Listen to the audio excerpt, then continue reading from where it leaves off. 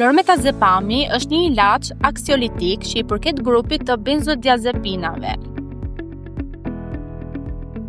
I vepron në trurin ton për shkak të aktivitetit të tij hipnotik, që do të thotë se nxit gjumin duke normalizuar kohën që duhet për të rënë në gjumë, o zgjatjen e saj dhe duke zvogëluar numrin e ndërprerjeve të gjumit. Përdoret kryesisht për trajtimin afatshkurtër të pagjumësisë dhe për të ndihmuar në nxitjen e gjumit para dhe pas operacionit. Nuk është I indikuar për trajtimin e depresionit.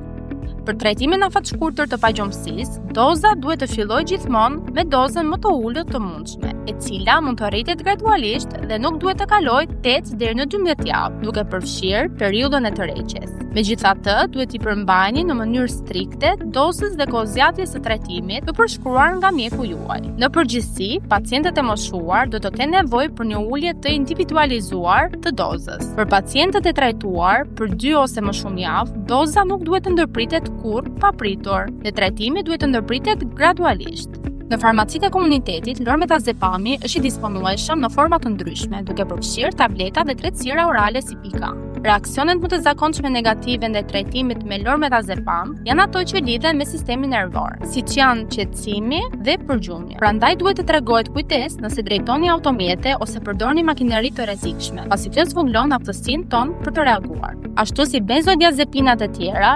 lormetazepami mund të shkaktojë varësi si fizike ashtu dhe psikologjike.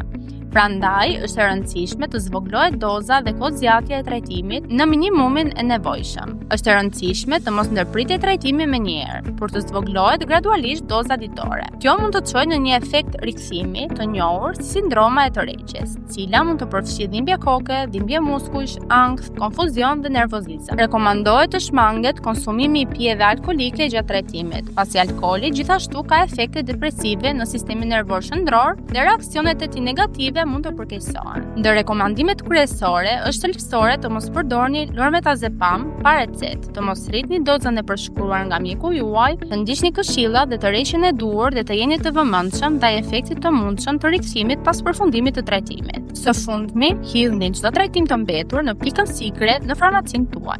Dhe mos harroni, pyesni gjithmonë farmacistin tuaj të besuar. Ata do t'ju informojnë si të përdorni lormetazepamin dhe do t'ju tregojnë për çdo pyetje tjetër që mund të keni.